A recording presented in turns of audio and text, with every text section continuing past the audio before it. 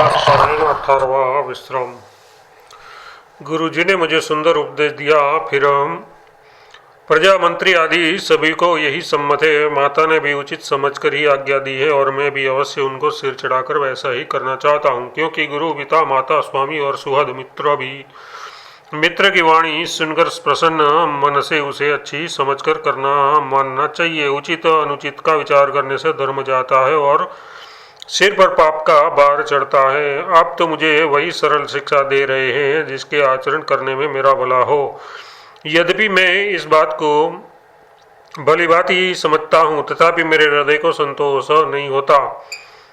अब आप लोग मेरी विनती सुन लीजिए और मेरी योग्यता के अनुसार मुझे शिक्षा दीजिए। मैं उत्तर दे रहा हूँ, ये अपराध क्षमा कीजिए। साधु पुरुष सुखी मनुष्य के दोष गुणों की नहीं गिनते। पिताजी स्वर्ग में है, श्री सीताराम जी वन में है और मुझे आप राज्य करने के लिए कह रहे हैं। इनमें आप मेरा कल्याण समझते हैं या आप अपना कोई बड़ा काम होने की आशा रखते हैं? मेरा कल्याण तो सीतापति श्री रामचंद्र जी की से चाकरी में है, सो उसे माता की कुटिलता ने छीन लिया। मैंने अपने मन में अनुमान करके देख लिया है कि दूसरे किसी उपाय से मेरा कल्याण नहीं है। ये शोक का समुदाय राज्य लक्ष्मण श्री रामचंद्र जी और सीता जी के चरणों को देखे बिना किस गिनती में है? इनका क्या मूल्य है? जैसे कपड़ों के बिना गहनों का बोझ व्यर्थ है, वैराग्य के बिना ब्रह्मचर्य व्यर्थ है, रोगी शरीर के लिए नाना प्रकार के भोग व्यर्थ है, श्री हरि की भक्ति के बिना जप और योग व्यर्थ है, जीव के बिना सुंदर देह व्यर्थ है, वैसे ही श्री रघुनाथ जी के बिना मेरा सब कुछ व्यर्थ है। मुझे आज्ञा दीजिए, मैं श्री रामचंद्र जी के पास जाऊं। एक ही आंक निश्चय पूर्वक मेरा हित इसी में है और मुझे राजा बनाकर आप अपना भला चाहते हैं। ये भी आप स्नेह की जड़ता मतलब मोह के वश होकर ही कह रहे हैं। कैके के पुत्र कुटिल बुद्धि राम विमुख और निर्लज्ज मुझसे अधम के राज्य से आप मोह के वश होकर ही सुख चाहते हैं। मैं सत्य कहता हूँ, आप सब सुनकर विश्वास करें। धर्मशील को ही राजा होना चाहिए। आप मुझे हट करके ज्यों ही राज्य देंगे त्यों ही पृथ्वी पाताल में धंस जाएगी। मेरे समान पापों का घर कौन होगा जिसके कारण सीताजी और श्री रामचंद्र जी का वनवास हुआ? राजा ने श्री रामचंद्र जी को वन दिया और उनके बिछड़ते ही स्वयं स्वर्ग को गमन किया, और मैं दुष्ट जो सारे अनर्थ का कारण हूँ, होश हवास में बैठा सब बातें सुन रहा हूँ। श्री रघुनाथ जी से रहित तो घर को देखकर और जगत का उपहास सहकर भी ये प्राण बने हुए हैं। इसका यही कारण है कि प्राण श्री राम रूपी पवित्र विषय रस में आसक्त नहीं है। ये लालची भूमि और भोगों के ही भूखे हैं। मैं अपने हृदय की कठोरता कहाँ तक कहूँ, जिसने वज्र का भी तिरस्कार करके बड़ाई पाई है। कारण से कार्य कठिन होता ही है, इसमें मेरा दोष नहीं। हड्डी से वज्र और पत्थर से तोड़ लोहा भयानक और कठोर होता है। कैके से उत्पन्न देह में प्रेम करने वाले ये पामर प्राण भरपेट पूरी तरह से अभागे हैं। जब प्रिय के वियोग में भी मुझे प्राण प्रिय लग रहे हैं, तब अभी आगे मैं और भी बहुत कुछ देख सकूंगा। लक्ष्मण श्री राम जी और सीता जी को वन दिया, स्वर्ग भोग कर भेज कर पति का कल्याण किया, स्वयं विधवापन और अपयश लिया, प्रजा को शोक और संताप दिया और मुझे सुख सुंदर यश और उत्तम राज्य दिया। कैके ने सभी का काम बना दिया। इससे अच्छा अब मेरे लिए और क्या होगा? उस पर भी आप लोग मुझे राज तिलक देने को कहते हैं। कैके के पेट से जगत में जन्म लेकर ये मेरे लिए कुछ भी अनुचित नहीं है। मेरी सब बात को विधाता ने ही बना दी है, फिर उसमें प्रजा और पंच आप लोग क्यों सहायता कर रहे हैं? जिसे कुग्रह लगे हो अथवा तो जो पिशाच ग्रस्त हो, फिर जो वायु रोग से पीड़ित हो और उसी को फिर बिच्छू डंक मार दे, उसको यदि मदिरा पिलाई जाए तो कहिए ये कैसा इलाज है? कैके के लड़के के लिए संसार में जो कुछ योग्य था चतुर्विधाता ने मुझे वही दिया, पर दशरथ जी का पुत्र और राम का छोटा भाई होने की बड़ाई मुझे विधाता ने व्यर्थ ही दी। आप सब लोग भी मुझे टीका कढ़ाने के लिए कह रहे हैं। राजा की आज्ञा सभी के लिए अच्छी है। मैं किसी किसी को किस किस प्रकार से उत्तर दूं? जिसकी जैसी रुचि हो आप लोग सुखपूर्वक वही करें। मेरी कुमाता कई समेत मुझे छोड़कर कहिए, और कौन कहेगा कि ये काम अच्छा किया गया। जड़ चेतन जगत में मेरे सिवा और कौन है जिसको श्री रामचंद्र जी प्राणों के समान प्यारे न हो। जो परम हानि है उनमें उसी में सबको बड़ा लाभ दिख रहा है। मेरा बुरा दिन है, किसी का दोष नहीं। आप सब जो कुछ कहते हैं सो सब उचित ही है, क्योंकि आप लोग संशयशील और प्रेम के वश हैं। श्री रामचंद्र जी की माता बहुत ही सरल हृदय है और आप मुझ पर उसका विशेष प्रेम है, इसलिए मेरी दीनता देखकर यह स्वाभाविक स्नेहवश भी ऐसा कह रही है। गुरु जी इस ज्ञान के समुद्र है, इस बात को सारा जगत जानता है। जिसके लिए विश्व हथेली पर रखे हुए बैर के समान है, वे भी मेरे लिए राज तिलक का साज सज रहे हैं। सत्य है, विधाता के विपरीत होने पर सब कोई विपरीत हो जाते हैं। श्री रामचंद्र जी और संत सीता जी को छोड़कर जगत में कोई ये नहीं कहेगा कि इस अनर्थ में मेरी सम्मति नहीं है। मैं उसे सुखपूर्वक सुनूंगा और सहूंगा, क्योंकि जहाँ पानी होता है वहाँ अंत में कीचड़ होता ही है। मुझे इसका डर नहीं है कि जगत मुझे बुरा कहेगा, और न मुझे परलोक का ही सोच है। मेरे हृदय में तो बस एक ही दुस्सह दावानल धड़क रहा है कि मेरे कारण श्री सीता जी दुखी हुए। जीवन का उत्तम लाभ तो लक्ष्मण ने पाया, जिन्होंने सब कुछ तजकर श्री रामचंद्र जी के चरणों में मन लगाया। मेरा जन्म तो श्री राम जी के वनवास के लिए हुआ था। मैं अभागा झूठ मूठ क्या पछताता हूँ। सबको सिर झुकाकर मैं अपनी दारुण दीनता कहता हूँ। श्री रघुनाथ जी के चरणों के दर्शन किए बिना मेरे जी की जलन न रह जाएगी। मुझे दूसरा कोई उपाय नहीं सूझता। श्री रामचंद्र जी के बिना मेरे हृदय की बात कौन जान सकता है। मन में ही एक ही आंख निश्चय पूर्वक वही है कि प्रातःकाल प्रभु श्री रामचंद्र जी के पास चल दूंगा। यद्यपि मैं बुरा हूँ और अपराधी हूँ, और मेरे ही कारण ये सब उपद्रव हुआ है, तथापि श्री रामचंद्र जी मुझे शरण में सन्मुख आया हुआ देखकर सब उपाय क्षमा करके मुझ पर विशेष कृपा करेंगे। श्री रघुनाथ जी शील संकोच अत्यंत सरल स्वभाव कृपा और स्नेह के घर हैं। श्री राम जी ने कभी शत्रु का भी अनिष्ट नहीं किया। मैं यद्यपि टेढ़ा हूँ पर हूँ तो उनका बच्चा और गुलाम ही।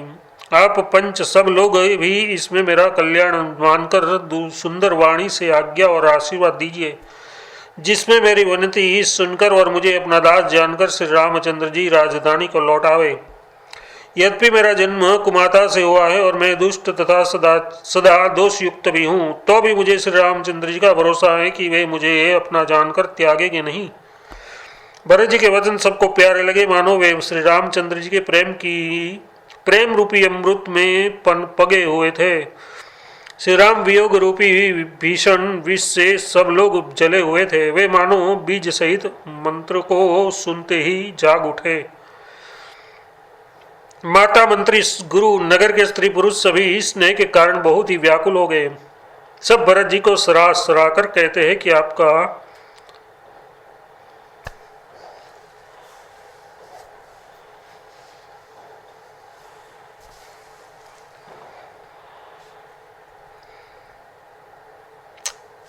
शरीर श्री राम की साक्षात मूर्ति है।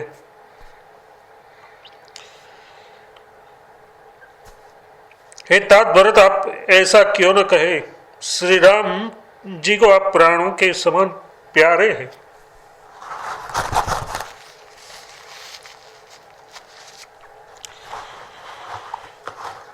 जो नीच अपनी मूर्खता से आपकी माता कैकेयी की कुटिलता को लेकर आप पर संदेह करेगा, वह दुष्ट करोड़ों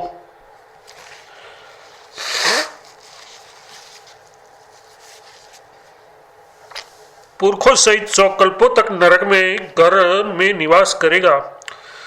सांप के पापों और अवगुणों को मणि नहीं ग्रहण करती, बल्कि वह विष को हर लेती है और दुख तथा दारिद्रता को भस्म कर देती है। हे भरत जी, वन को अवश्य चलिए, जहाँ श्री रामचंद्र जी ने अपने बहुत अच्छी सलाह विचारी। शोक समुद्र में डूबे हुए सब लोगों को अपना बड़ा सहारा दे दिया। सबके मन में कम आनंद नहीं हुआ, अर्थात बहुत ही आनंद हुआ, मानो मेघों की गर्जना सुनकर चातक और मोर आनंदित हो रहे हो। दूसरे दिन प्रातःकाल चलने का सुंदर निर्णय देखकर भरत जी सभी को प्राण प्रिय हो गए। मुनि वशिष्ठ जी की वंदना करके और भरत जी को सिर नवाकर सब लोग विदा कर लेकर अपने अपने घर को चले। जगत में भरत जी का जीवन धन्य है, इस प्रकार कहते हुए वे उनके शील और स्नेह की सराहना करते जाते हैं। आपस में कहते हैं, बड़ा काम हुआ। सभी चलने की तैयारी करने लगे। जिसको भी घर की रखवाली के लिए रहो ऐसा कहकर रखते हैं, वही समझता है मानो मेरी गर्दन मारी गई। कोई कोई कहते हैं, रहने के लिए किसी को भी मत कहो। जगत में जीवन का लाभ कौन नहीं चाहता। वह संपत्ति, घर, सुख, मित्र, माता पिता, भाई जल आदि जो श्री रामचंद्र के चरणों के सन्मुख होने में हंसते हुए प्रसन्नतापूर्वक सहायता न करे।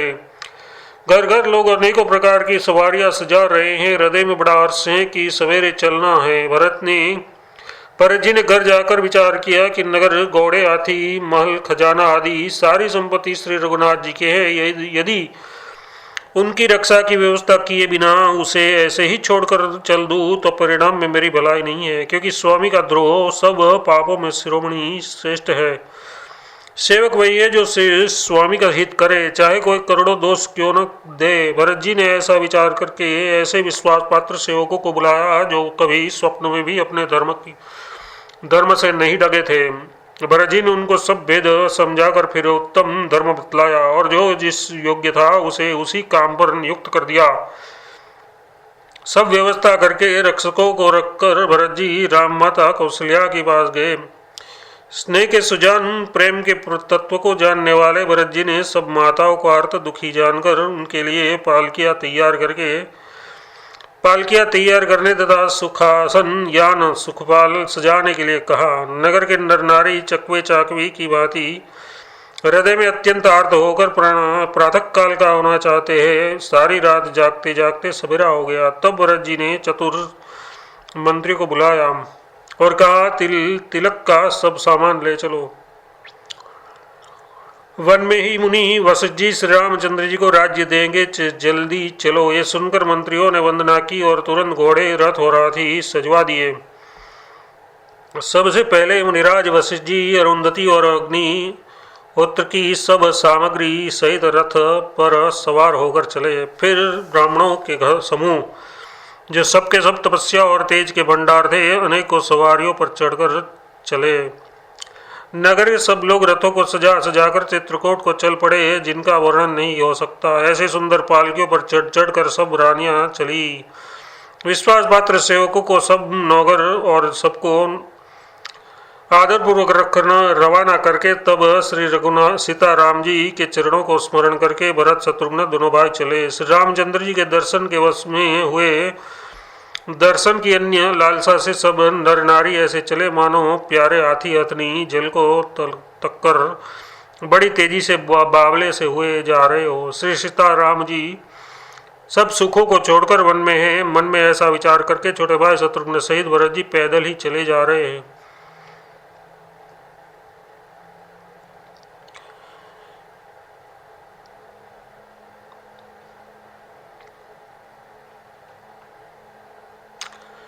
उनका स्नेह देखकर लोग प्रेम में मग्न हो गए और सब घोड़े हाथी रथों को छोड़कर उनसे उतरकर पैदल चलने लगे। तब श्री रघुनाथ जी की श्री रामचंद्र जी की माता कौशल्या जी भरत जी के पास जाकर और अपनी पालकी उनके समीप खड़ी करके कोमल वाणी से बोली, हे बेटा, माता बलिया लेती है।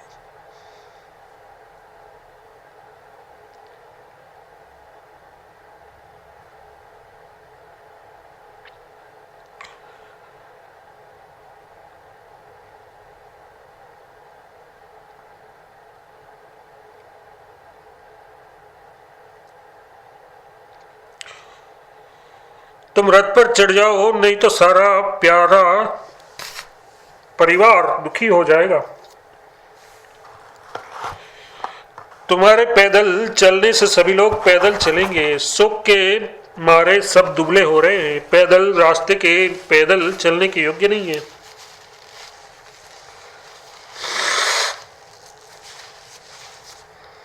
माता की आज्ञा को सिर चढ़ाकर और उनके चरणों में सिर नवाकर दोनों भाई रथ पर चढ़कर चलने लगे। पहले दिन तमसा पर वास मुकाम करके दूसरा मुकाम गोमती के तीर पर किया। कोई दूध ही पीते, कोई फलाहार करते और कुछ लोग रात को एक ही बार भोजन करते हैं। भूषण और भोग विलास को छोड़कर सब लोग श्री रामचंद्र जी के लिए नियम और व्रत करते हैं।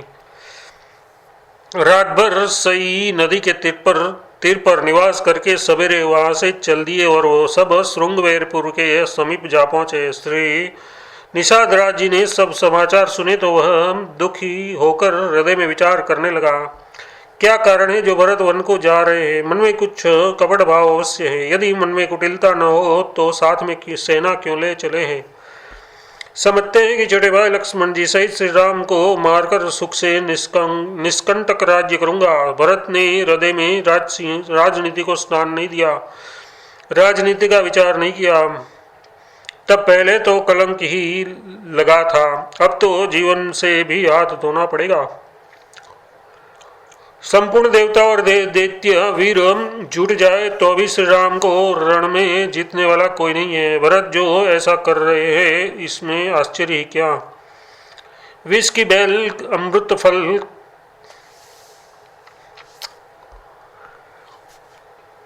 विष की बेले अमृत फल कभी नहीं फलती। ऐसा विचार कर गुरु निषाद राज ने अपनी जाति वालों को कहा कि सब लोग सावधान हो जाओ, नावों को हाथों में कब्जे में कर लो और फिर उन्हें डुबा दो अथवा सब घाटों को रोक दो।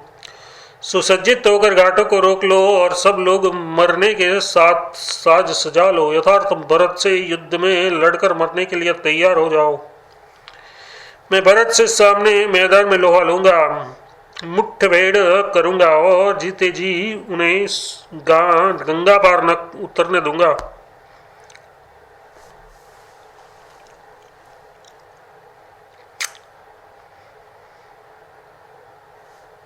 युद्ध में मरण, फिर गंगा जी का तट, श्री रामचंद्र जी का काम और श्रृंगवेरपुर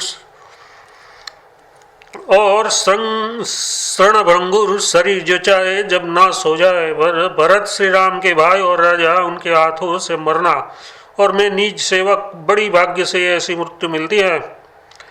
मैं स्वामी के काम के लिए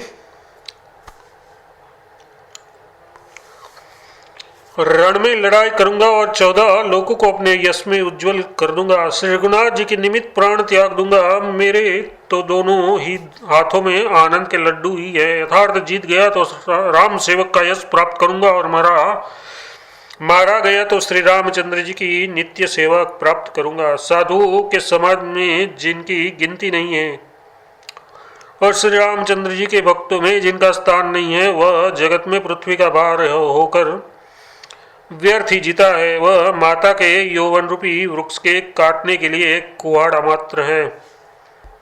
इस प्रकार से रामचंद्र के लिए प्राण समर्पण का निश्चय करके निषादराज विषाद से रहित हो गया और उसका उत्साह बढ़कर तथा श्री रामचंद्र जी का स्मरण करके उसने तुरंत ही तरकस, धनुष और कवच मांगा। उसने कहा, भाई जल्दी करो और सब सामान सजा लो। मेरी आज्ञा सुनकर कोई मन में कायरता न लावे। सब हर्ष के साथ बोल उठे, नाथ बहुत अच्छा, और आपस में एक दूसरे का जोश बढ़ाने लगे। निषाद राज को जोहार कर करके सब निषाद चले।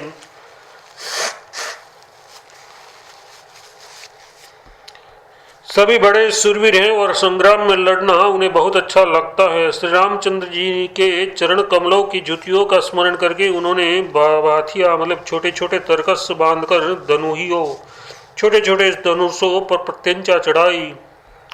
कवच पहनकर सिर पर लोहे का टोप रखते हैं और फरसे बाले तथा बर्छों की सुधार रहे हैं। कोई तलवार की वार रोकने में अत्यंत ही कुशल है, वे ऐसे उमंग में भरे हैं मानो धरती छोड़कर आकाश में कूद उछल रहे हो। अपना अपना साज समाज लड़ाई का सामान और दल बनाकर उन्होंने जाकर श्री निषाद राज गुह को जोहार की। निषाद राज ने सुंदर योद्धाओं को देखकर सबको सुयोग्य जाना और नाम ले लेकर सबका सम्मान किया। उन्होंने कहा, भाई ओ धोखा न लाना, यथार्थ मरने से न घबराना, आज मेरा बड़ा भारी काम है। ये सुनकर सब योद्धा बड़े शोक के साथ बोल उठे, वीर अधीर मत हो। हे नाथ, श्री रामचंद्र जी के प्रताप से और आपके बल से हम लोग भरत की सेना को बिना वीर और बिना घोड़े की कर देंगे। एक एक वीर और एक एक घोड़ों को मार डालेंगे। जीते जी पीछे पाँव न रखेंगे। पृथ्वी को रुंड मुंडमयी कर देंगे। सिरों पर घोड़ों से छा देंगे। निषाद राज ने वीरों का बढ़िया दल देखकर कहा, लड़ाई का ढोल बजाओ। इतना कहते ही बाई और छींक हुई। शकुन विचारने वालों ने कहा कि खेत सुंदर है, जीत होगी।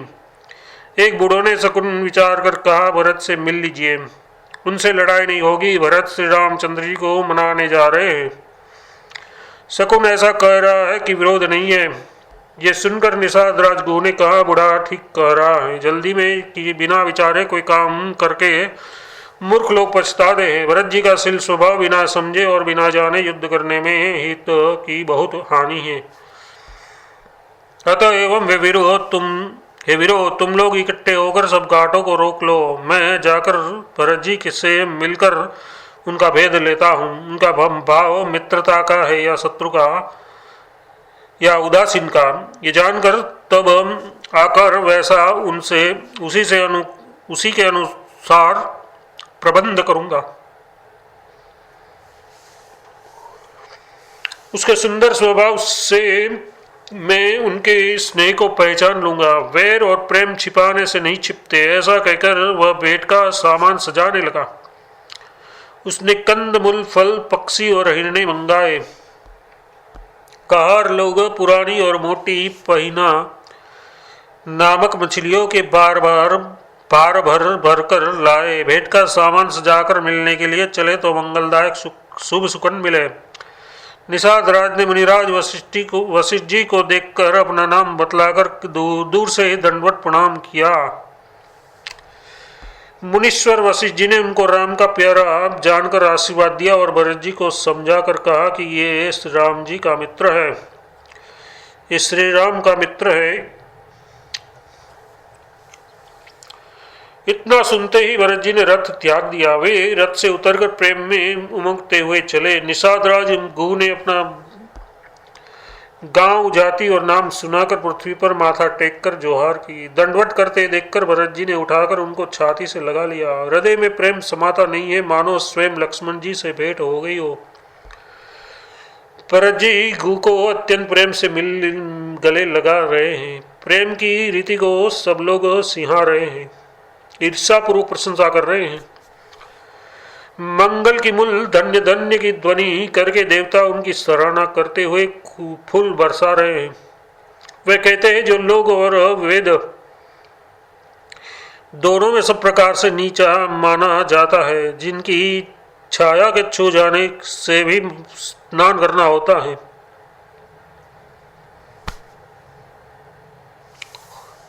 उसी निषाद से एक बार भरकर हृदय से चिपककर श्री रामचंद्र जी के छोटे भाई भरत जी आनंद और प्रेमवश शरीर में पुलकावली से परिपूर्ण हो मिल रहे हैं। जो लोग राम राम कहकर जमाए लेते हैं, यथार्थ आलस्य से भी जिनके मुख से राम नाम का उच्चारण हो जाता है, पापों के समूह कोई भी पाप उनके सामने नहीं आते। फिर इस गुह को तो स्वयं श्री रामचंद्र जी ने हृदय से लगा लिया और कुल सहित उसे जगत पावन मतलब जगत को पवित्र करने वाला बना दिया। कर्मनाशा नदी का जल गंगा जी में पड़ जाता है, मिल जाता है, तब कहिए उसे कौन सिर पर धारण नहीं करता।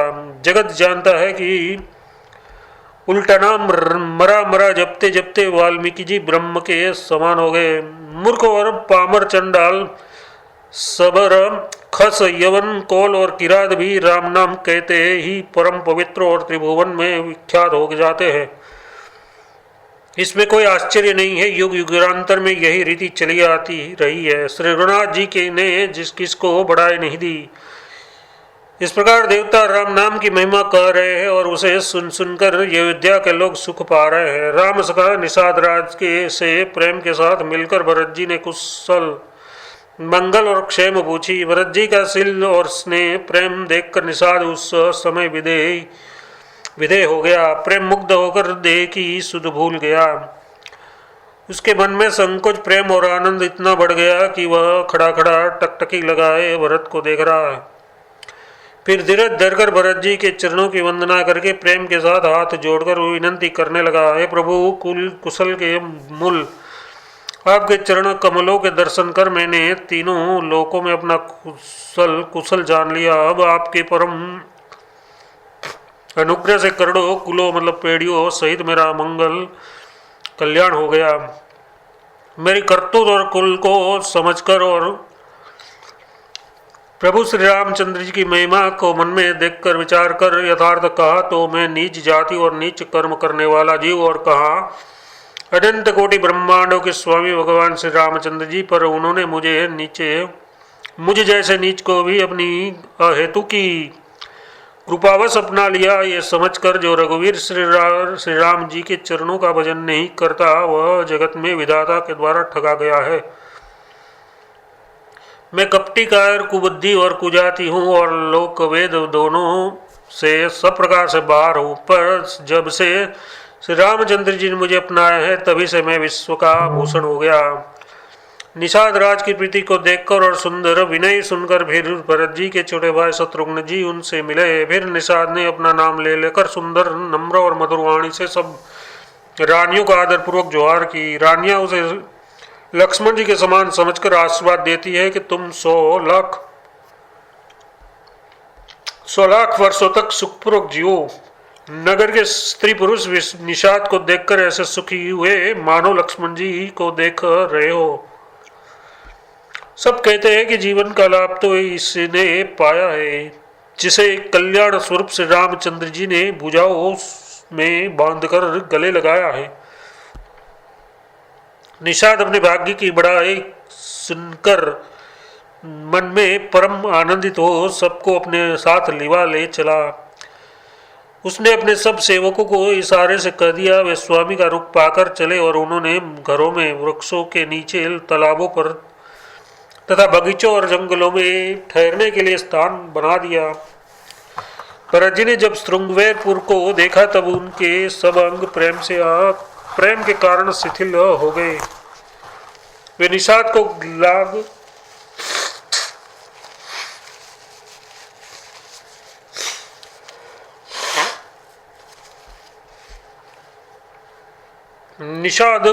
लाग दिए, यथार्थ उसके कंधे पर हाथ रखते चलते हुए ऐसे शोभा दे रहे हैं मानो विनय और प्रेम शरीर धारण किए हुए हो। इस प्रकार भरत जी ने सब सेना को हाथ में लिए हुए जगत को पवित्र करने वाले गंगा जी के दर्शन किए। श्री राम घाट को जहाँ श्री राम जी ने स्नान संध्या की थी प्रणाम किया। उनका मन इतना आनंद मग्न हो गया मानो उन्हें स्वयं श्री राम जी मिल गए हो। नगर के नर नारी प्रणाम कर रहे हैं और गंगा जी के स्वरूप ब्रह्म रूप जल को देख देख कर आनंदित हो रहे हैं। गंगा जी में स्नान कर हाथ जोड़कर सब यही वर मांगते हैं कि श्री राम जी के चरणों में हमारा प्रेम कम न हो, यथार्थ बहुत अधिक हो। भरत जी ने कहा, हे गंगे, आज की आपकी रज सबको सुख देने वाली तथा सेवक के लिए तो कामधेनु ही है। मैं हाथ जोड़कर यही वरदान मांगता हूँ कि श्री सीताराम जी के चरणों में मेरा स्वाभाविक प्रेम हो। इस प्रकार भरत जी स्नान कर और गंगा जी की गुरु जी की आज्ञा पाकर तथा ये जानकर कि सब माताएं स्नान कर चुकी है डेरा उठा ले चले। लोगों ने जहाँ तहाँ डेरा डाल दिया। भरत जी ने सभी का पता लगाया कि सब लोग आकर आराम से टिक गए हैं या नहीं। फिर देव पूजन करके आज्ञा पाकर दोनों भाई श्री रामचंद्र जी की माता कौशल्या जी के पास गए। चरण दबाकर और कोमल वचन कहकर भरत जी ने सब माताओं का सत्कार किया। फिर भाई शत्रुघ्न को माताओं की सेवा सौंपकर अपने निषाद को बुला लिया। सखा निषाद राज के हाथ से हाथ मिलाए हुए भरत जी चले। प्रेम कुछ थोड़ा नहीं है, यथार्थ बहुत अधिक प्रेम है, जिससे उसका शरीर शिथिल हो रहा है। भरत जी सखा से पूछते हैं कि मुझे ये स्थान दिखलाओ और नेत्र और मन की जलन कुछ ठंडी करो, जहाँ सीताजी, श्री राम जी और लक्ष्मण रात को सोए थे। ऐसा कहते ही उनके नेत्रों के कोयों में प्रेमाश्रुओं का जल भराया। भरत जी के वचन सुनकर निषाद को बड़ा विषाद हुआ। वह तुरंत ही उन्हें वहां ले गया जहाँ पवित्र अशोक के वृक्ष के नीचे श्री राम जी ने विश्राम किया था। भरत जी ने वहां अत्यंत प्रेम से आदरपूर्वक दंडवत प्रणाम किया। कुशों की सुंदर साथरी देखकर उनकी प्रदक्षिणा करके प्रणाम किया। श्री रामचंद्र जी के चरण चिन्हों की रज आंखों से लगाई। उस समय के प्रेम की अधिकता कहे नहीं बनती। भरत जी ने 2-4 स्वर्ण बिंदु, सोने के कण या तारे आदि जो सीताजी के गहने कपड़ों से गिरे पड़े थे देखे तो उनको सीताजी के समान समझकर सिर पर रख दिया। उनके नेत्र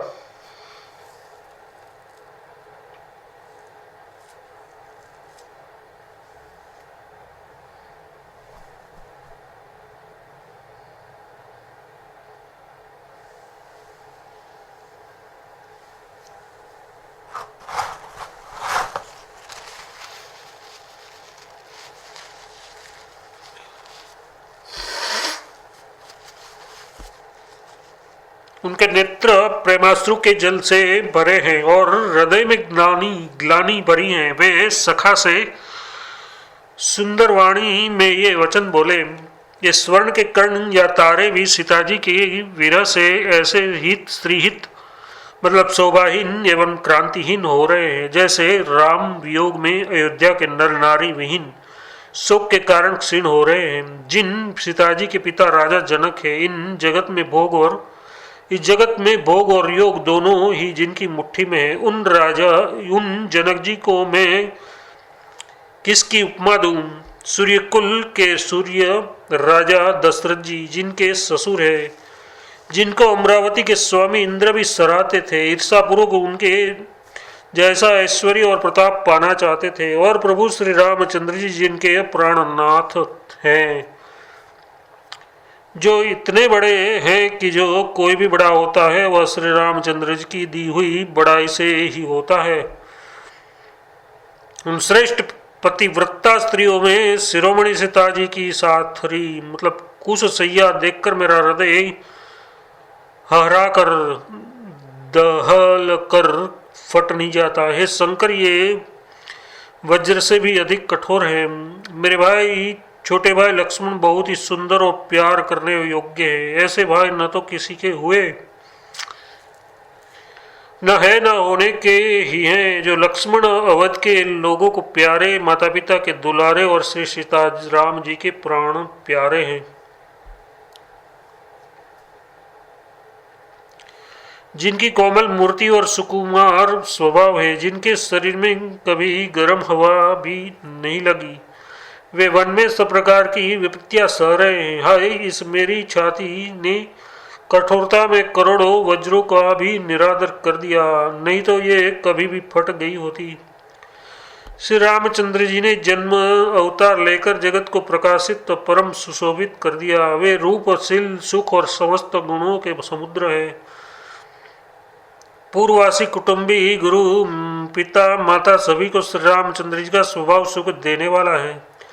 शत्रु भी श्री रामचंद्र जी की बड़ाई करते हैं। बोल चाल, मिलने के ढंग और विनय से वे मन को हर लेते हैं। करोड़ों सरस्वती और अरबों शेष जी भी प्रभु श्री रामचंद्र जी के गुण समूह की गिनती नहीं कर सकते। जो सुख स्वरूप रघुवंश शिरोमणि श्री रामचंद्र जी मंगल और आनंद के भंडार है, वह पृथ्वी पर कुशा बिछाकर सोते हैं। विधाता की गति बड़ी बलवान है। श्री रामचंद्र जी ने कानों से भी कभी दुख का नाम नहीं सुना। महाराज स्वयं जीवन वृक्ष की तरह उनकी सार संभाल किया करते थे। सब माताएं भी रात दिन उनकी ऐसी सार संभाल करती थी जैसे पलक नेत्रों की और सांप अपनी मणि की करते हैं। वही श्री रामचंद्र जी अब जंगलों में पैदल फिरते हैं और कंद मूल तथा फल फूलों का भोजन करते हैं। अमंगल की मूल कैकेयी को धिक्कार है, जो अपने प्राण प्रिय पति से भी प्रतिकूल हो गई। मुझ पापों के समूह और अभागे को धिक्कार है जिनके कारण ये सब उत्पात हुई। विधाता ने मुझे कुल का कलंक बनाकर पैदा किया और कुमाता ने मुझे स्वामी द्रोही बना दिया। ये सुनकर निषादराज प्रेम पूर्वक समझाने लगा, है नाथ, आप व्यर्थ विषाद किस लिए करते हैं? श्री रामचंद्र जी आपको प्यारे हैं और आप श्री रामचंद्र जी को प्यारे हैं। वही निचोड़ निश्चित सिद्धांत है। दोस्त तो प्रतिकूल विधाता का ही है। प्रतिकूल विधाता की करनी बड़ी कठोर है। जिसने माता कैकेयी को बावली बना दिया, उनकी मति फेर दी। उस रात को प्रभु श्री रामचंद्र जी बार बार आदर पूर्वक उनकी बड़ी सराहना करते थे। तुलसीदास जी कहते, निषादराज कहता है कि श्री रामचंद्र जी को अपने समान अतिशय प्रिय और कोई नहीं है। मैं सौगंध खाकर कहता हूँ, परिणाम में मंगल होगा। ये जानकर आप अपने हृदय में धैर्य धारण कीजिए। श्री रामचंद्र जी अंतर्यामी तथा संकोच, प्रेम और कृपा के धाम है।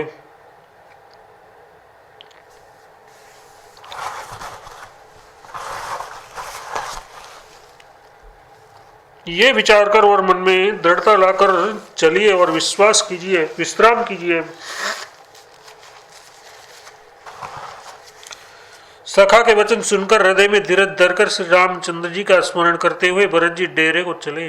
नगर के सारे स्त्री पुरुष ये श्री रामचंद्र जी के ठहरने के स्थान का समाचार पाकर बड़े आतुर होकर उस स्थान को देखने चले। वे उस स्थान की परिक्रमा करके प्रणाम करते हैं और कई को बहुत दोष देते हैं। नेत्रों में जल भर भर कर लेते हैं और प्रतिकूल विधाता को दूषण देते हैं। कोई भरत जी के स्नेह की सराहना करते हैं और कोई कहते हैं कि राजा ने अपना प्रेम खूब निभाया। सब अपनी निंदा करके निषाद की प्रशंसा करते हैं। उस समय के विमोह और विषाद को कोई नहीं कह सकता। विषाद को कौन कह सकता है? इस प्रकार रात भर सब लोग जागते रहे। सवेरा होते ही खेवा लगा। सुंदर नाव पर गुरुजी को चढ़ाकर फिर नई नाव पर सब माता को चढ़ाया। 4 घड़ी में सब गंगा जी के पार उतर गए। तब भरत जी ने उतरकर सबको संभाला। प्रातः काल की क्रियाओं को करके माता के चरणों की वंदना कर और गुरुजी को सिर नवाकर भरत जी ने निषाद गणों को रास्ता दिखलाने के लिए आगे कर लिया और सेना चला दी। निषाद राज को आगे करके पीछे सब माताओं की पालकियां चलाई। छोटे भाई शत्रुघ्न जी को बुलाकर उनके साथ कर दिया। फिर ब्राह्मणों सहित गुरुजी ने गमन किया। तदनंतर आप भरत जी ने गंगा जी को प्रणाम किया और लक्ष्मण जी सहित श्री सीताराम जी का स्मरण किया। भरत जी पैदल ही चले। उनके साथ कौतल मतलब बिना सवार के घोड़े बागडोल से बंधे हुए चले जा रहे हैं। उत्तम सेवक बार बार कहते हैं कि नाथ, आप घोड़े पर सवार हो लीजिए। भरत जी जवाब देते हैं कि श्री रामचंद्र जी तो पैदल ही गए हैं और हमारे लिए हाथी रथ घोड़े बनाए गए हैं। मुझे उचित तो ये है कि मैं सिर के बल चलकर जाऊँ। सेवक का धर्म सबसे कठिन होता है। भरत जी की दशा देखकर और कोमल वाणी सुनकर सब सेवकगण ग्लानि के मारे गले जा रहे हैं। प्रेम में उमंग उमंग कर सीताराम सीताराम कहते हुए भरत जी ने तीसरे पहर प्रयाग में प्रवेश किया।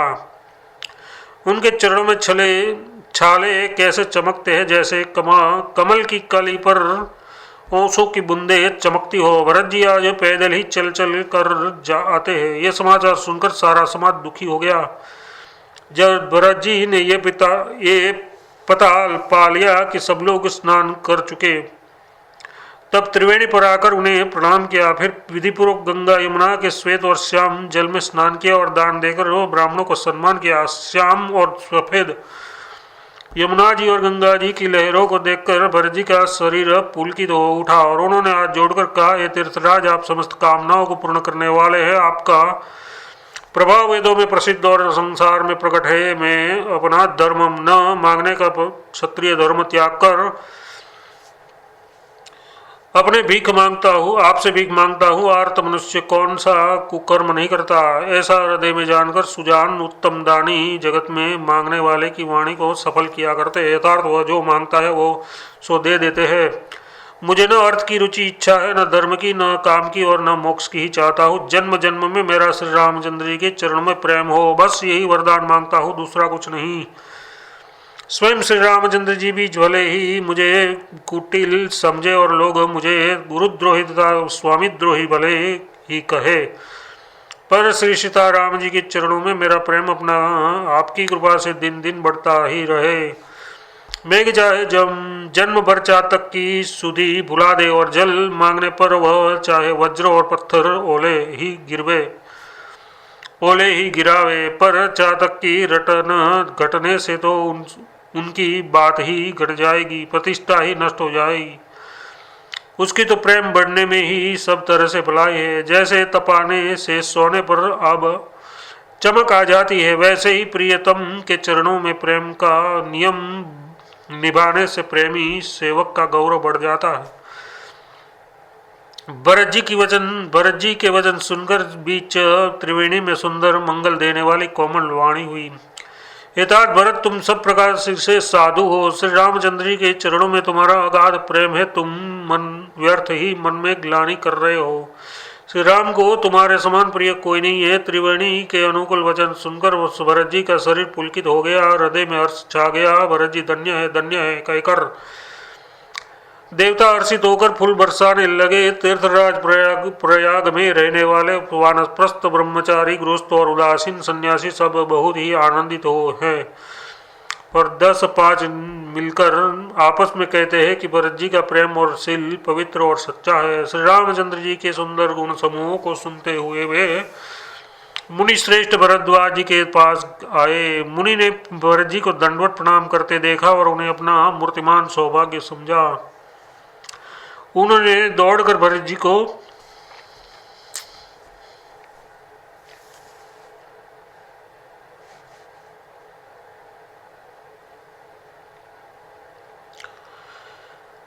उठाकर हृदय से लगा लिया और आशीर्वाद देकर कृतार्थ किया। मुनि ने उन्हें आसन दिया। वे सिर नवाकर इस तरह बैठे मानो भागकर संकोच के घर में घुस जाना चाहते हैं।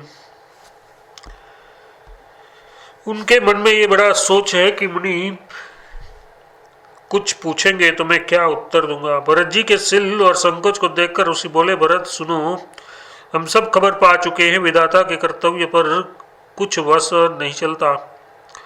माता की करतूत को समझकर याद करके तुम हृदय में ग्लानि मत करो। हे माता, हे तात की कैकेयी का कोई दोष नहीं है, उसकी बुद्धि तो सरस्वती बिगाड़ गई थी।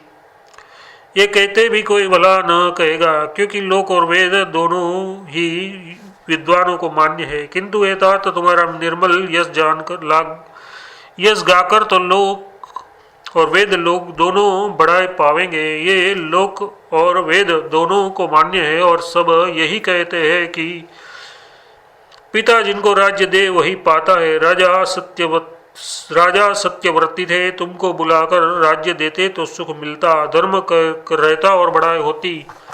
सारे अनर्थ की जड़ तो श्री रामचंद्र जी का वनगमन है, जिसे सुनकर समस्त संसार को पीड़ा हुई।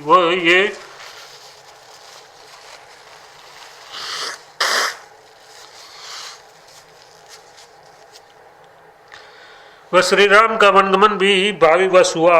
बेसमझ रानी तो भाविवश कुचाल करके अंत में पछताई। उसमें भी तुम्हारा कोई तनिक सा भी अपराध कहे तो वह अपराध अज्ञानी और असाधु है। यदि तुम राज्य करते तो भी तुम्हें दोष न होता, सुनकर श्री रामचंद्र जी को भी संतोष ही होता। हे भरत, अब तो तुमने बहुत ही अच्छा किया, यदि यही मत तुम्हारे लिए उचित था। श्री रामचंद्र जी के चरणों में प्रेम होना ही संसार में समस्त सुंदर मंगलों का मूल है। सो वह श्री रामचंद्र जी के चरणों का प्रेम तो तुम्हारा धन जीवन और प्राणी है। तुम्हारे समान बड़भागी कौन है। हेता तुम्हारे लिए ये आश्चर्य की बात नहीं है, क्योंकि तुम दशरथ जी के पुत्र और श्री रामचंद्र जी के प्यारे भाई हो। हे भरत सुनो, श्री रामचंद्र जी के मन में तुम्हारे समान प्रेम पात्र दूसरा कोई नहीं है। लक्ष्मण जी, श्री रामचंद्र जी और सीता जी तीनों की सारी रात उस दिन अत्यंत प्रेम के साथ तुम्हारी सराहना करते ही बीती। प्रयागराज में सब वे स्नान कर रहे थे, उस समय मैंने उनका ये मर्म जाना। वे तुम्हारे प्रेम में मग्न हो रहे थे। तुम पर श्री रामचंद्र जी का ऐसा ही अगाध स्नेह है जैसा मूर्ख विषयासक्त मनुष्य का संसार में सुखमय विषय पर जीवन पर होता है। ये श्री रघुनाथ जी की बहुत बड़ाई नहीं है, क्योंकि श्री रघुनाथ जी तो शरणागत के कुटुंब भर को पालने वाले हैं। हे भरत, मेरा ये मत है कि तुम तो मानो शरीरधारी श्री राम जी के प्रेम ही हो। ये भरत, तुम्हारे लिए तुम्हारी समझ में ये कलंक है कि पर ये सब के लिए तो उपदेश है। श्री राम भक्ति रूपी रस की सिद्धि के लिए ये समय गणेश बड़ा शुभ हुआ है। ये तात, तुम्हारा यश निर्मल नवीन चंद्रमा है जो श्री रामचंद्र जी के दास मुकुट और चकोर है। ये चंद्रमा तो प्रतिदिन अस्त होता और घटता है, जिससे कुमुद और चकोर को दुख होता है, परंतु ये तुम्हारा यश रूपी चंद्रमा सदा उदय रहेगा, कभी अस्त होगा ही नहीं। जगत रूपी आकाश में ये घटेगा नहीं, वरन दिन दिन दुना होगा। त्रैलोक्य रूपी चकवा इस यश रूपी चंद्रमा पर अत्यंत प्रेम करेगा और श्री प्रभु श्री रामचंद्र जी का प्रताप रूपी सूर्य इसकी छवि को हरण नहीं करेगा। ये चंद्रमा रात दिन सदा सब किसी को सुख देने वाला होगा। कैके का कुकर्म रूपी ग्राहु इसे ग्रास नहीं करेगा।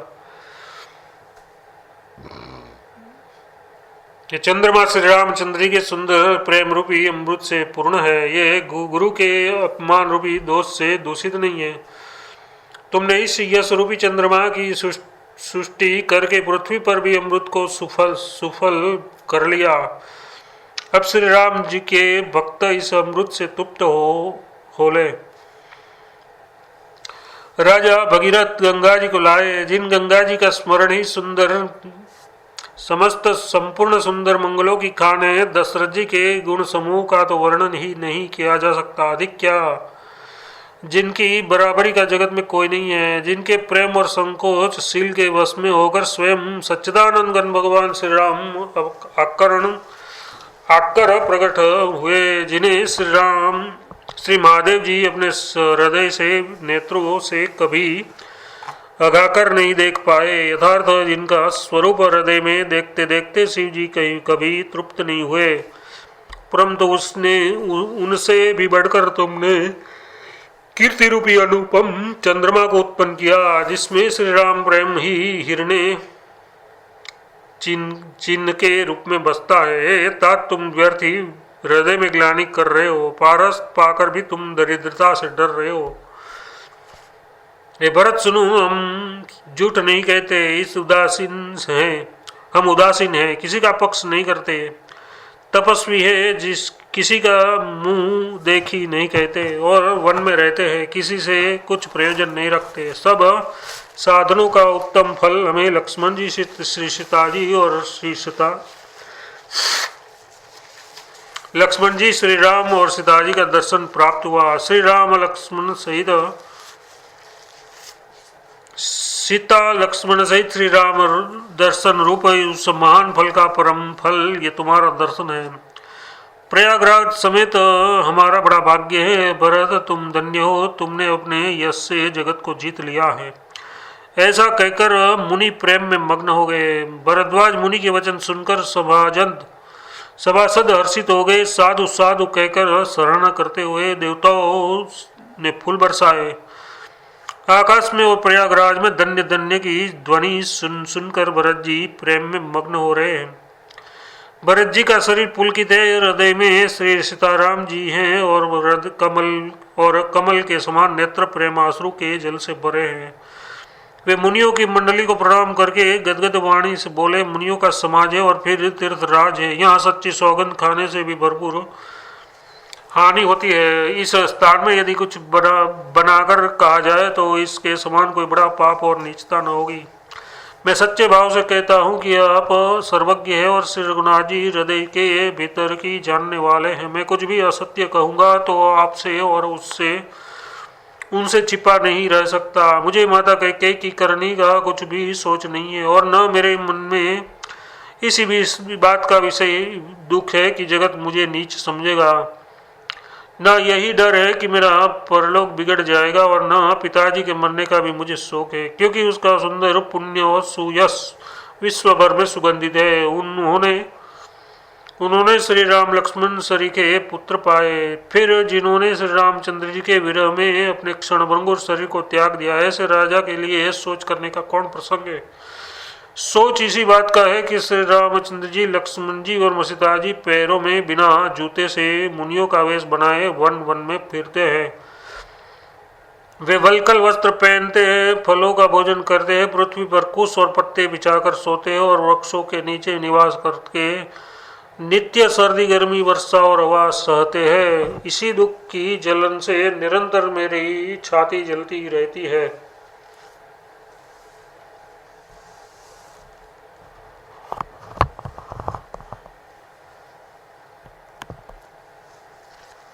मुझे न दिन में सुख भूख लगती है, न रातों को नींद आती है। मैंने मन ही मन समस्त विश्व को खोज डाला, पर यह कुरोग की औषधि कहीं नहीं है। माता का कुमत मतलब बुरा विचार पापों का मूल बढ़ाई है। उसने हमारे हित का बसूला बनाया। उसने कुहर रूपी कुकाट का कुयंत्र बनाया और 14 वर्ष की अवधि रूप कठिन यंत्र कुमंत्र पढ़कर उस यंत्र को गाड़ दिया। यहाँ माता का कुविचार बढ़ाए है। राजा भरत को राज्य वसूला है, राम का वनवास कुयंत्र है और 14 वर्ष की अवधि कुमंत्र है। मेरे लिए उसने ये सारा कुठाट मतलब बुरा साज रचा और सारे जगत को 12 बाट मतलब छिन्न भिन्न करके नष्ट कर डाला। ये कुयोग्य श्री रामचंद्र जी के लौट आने पर ही मिट सकता है और तभी अयोध्या बच सकती है, दूसरे किसी उपाय से नहीं। भरत जी के वचन सुनकर की मुनि ने सुख पाया और सभी ने उनकी बहुत प्रकार से बढ़ाई की। मुनि ने कहा, एतद अधिक सोच मत करो, श्री रामचंद्र जी के चरणों का दर्शन करके ही सारा दुख मिट जाएगा। इस प्रकार मुनि श्रेष्ठ भरद्वाज जी ने उनका समाधान करके कहा, अब आप लोग हमारे प्रेम प्रिय अतिथि बनिए और कृपा करके कंदमूल फल फूल जो कुछ हम दे स्वीकार कीजिए। मुनि के वचन सुनकर भरत के हृदय में सोच हुआ और ये बेमोह के बड़ा बेढव संकोच आ पड़ा। फिर गुरुजनों की वाणी को महत्वपूर्ण आदरणीय समझकर गुरु चरणों की वंदना करके हाथ जोड़कर बोले, इनाथ आपकी आज्ञा को सिर चढ़ाकर उसका पालन करना ये हमारा परम धर्म है। भरत जी के ये वचन सुन मुनि श्रेष्ठ के मन को अच्छे लगे। उन्होंने श्री विश्वास पात्र सेवकों और शिष्यों को पास बुलाया और कहा कि भरत की पहुनाई करनी चाहिए, जाकर कंदमूल और फल लाओ। उन्होंने नाथ हमको बहुत अच्छा कहकर सिर नवाया और तब वे बड़े आनंदित होकर अपने अपने काम को चल दिए। मुनि को भी चिंता हुई कि हमने बहुत बड़े मेहमान को न्योता है, अब जैसा देवता हो वैसे ही उनकी पूजा भी होनी चाहिए। ये सुनकर रुद्धिया और अणिमा सिद्धिया आ गई और बोली, है गुसाई, जो आपकी आज्ञा हो सो हम करें। मुनियों ने प्रसन्न होकर कहा, छोटे भाई शत्रुघ्न और समाज सहित भरत जी श्री रामचंद्र जी के विरह में व्याकुल है, उनकी बनाई अतिथि सत्कार करके उनके श्रम को दूर करो। रिद्धि सिद्धि ने मुनिराज की आज्ञा को सिर चढ़ाकर उनको बड़े भागी समझा। ये सब सिद्धियां आपस में कहने लगी, श्री रामचंद्र जी के छोटे भाई भरत ऐसे अतिथि है जिनकी तुलना में कोई नहीं आ सकता। अतः मुनि के चरणों की वंदना करके आज वही करना चाहिए जिससे सारा राज समाज सुखी हो। ऐसा कहकर उन्होंने बहुत से सुंदर घर बनाए, जिन्हें देखकर विमान भी विलखते हैं, लजा जाते हैं। उन घरों में बहुत से भोग, इंद्रियों के विषय और ऐश्वर्य मतलब ठाट बाट का सामान पर रखा दिया, जिन्हें देखकर देवता भी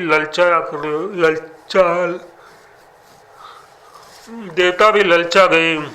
दासी दास सब प्रकार की सामग्री लिए हुए मन लगाकर उसके मनों को देखते रहते हैं, यथार्थ उसके मन की रुचि के अनुसार करते रहते हैं। जो सुख के समान स्वर्ग में भी स्वप्न में भी नहीं है, ऐसे सब सामान सिद्धियों ने पल भर में सज दिए। पहले तो उन्होंने सब किसको जिसकी जैसी रुचि थी वैसे ही सुंदर सुखदायक निवास स्थान दिए, और फिर कुटुंब सहित भरत जी को दिए। और क्योंकि ऋषि भरद्वाज जी ने ऐसी ही आज्ञा दे रखी थी। भरत जी चाहते थे कि उनके सब संगियों को आराम मिले, इसलिए उसके मन की बात जानकर मुनि ने पहले उन लोगों को स्थान देकर पीछे सब परिवार भरत को स्थान देने की आज्ञा दे दी थी। मुनि श्रेष्ठ ने तपोबल से ब्रह्मा को भी चकित कर देने वाला वैभव रच दिया। जब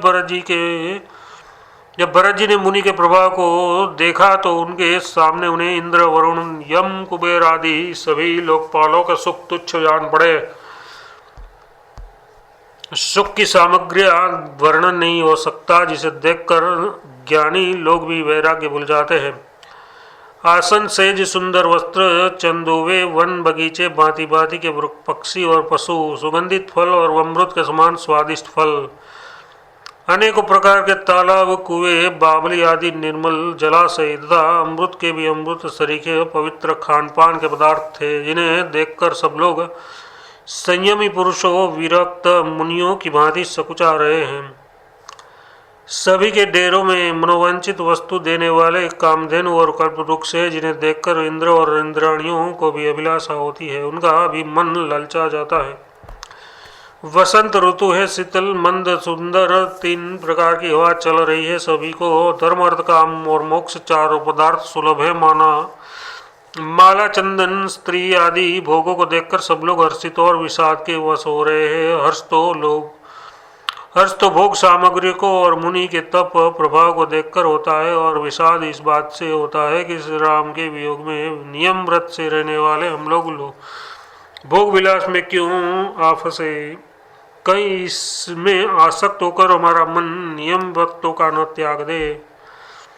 संपत्ति भोग विलास की सामग्री चकवी है और भरत जी चकवा है, और मुनि की आज्ञा खेल है, जिसमें उस रात को आश्रम रूपी पिंजड़े में दोनों को बंद कर रखा, और ऐसे ही सवेरा हो गया। जैसे किसी बहेलिए के द्वारा एक पिंजड़े में रखे जाने पर भी चकवी चकवे का रात को संयोग नहीं होता, वैसे ही भरद्वाज जी की आज्ञा से रात भर भोग सामग्रियों के साथ रहने पर भी भरत जी ने मन से भी उनका स्पर्श तक नहीं किया।